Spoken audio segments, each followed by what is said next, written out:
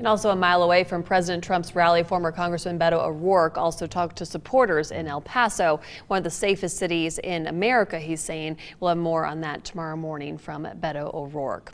Well, new tonight at 10, we turn to them during our most desperate times. First responders deal with situations they can't unsee. So how would you cope with something like that? Well, KMAC's Nicolette Perdomo looked into the mental health issues and suicide rates for our first responders.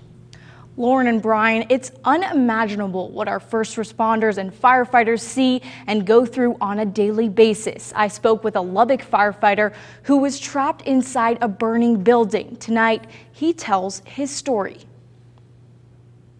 I nearly lost my life in a cotton warehouse fire after becoming trapped.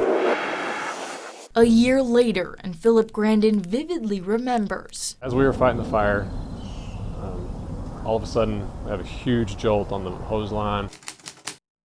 He was surrounded. Cotton bales collapsed all around us. The smells, sounds, and thoughts of making it out alive. You want to just go to sleep, but you can't. Months later, he found himself tossing and turning. Your body still thinks that this is a possibility that it could happen, whereas your mind may not even be thinking about it at all. When his air supply was draining, you just start thinking, this is it. Grandin didn't know by putting on the gear and taking off in the truck the lasting impact of this call. I'd hear a sound and it would take me back to that place, something hitting the ground that sounded similar to the cotton falling around us. By sharing his experience, Grandin's hoping to highlight the signs so others can get help. Firefighters, law enforcement, paramedics, and 911 dispatchers. We, generally stick to ourselves, keep our emotions bottled up. First ones on scene. They're dealing with tragedies that can't be erased. One of the things that sticks out the most in me was a young girl that was hit by a car. I had to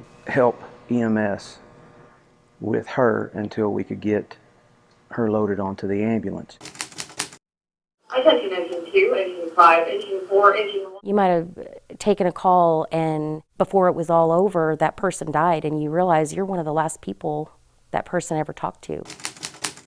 Matt McGinnis, coordinator of LFR's Critical Incident Stress Team, gets these first responders talking. There's nobody that's immune to it. In fact, the PTSD is epidemic in this country. In 2016 alone, 8 first responders committed suicide in West Texas. 2 UMC EMS paramedics, 1 LFR retired firefighter, 1 volunteer firefighter, and 4 more. Grandin is telling his story to help save lives. We are able to talk about it and go through the steps and everything before it becomes PTSD or before we start having problems with it.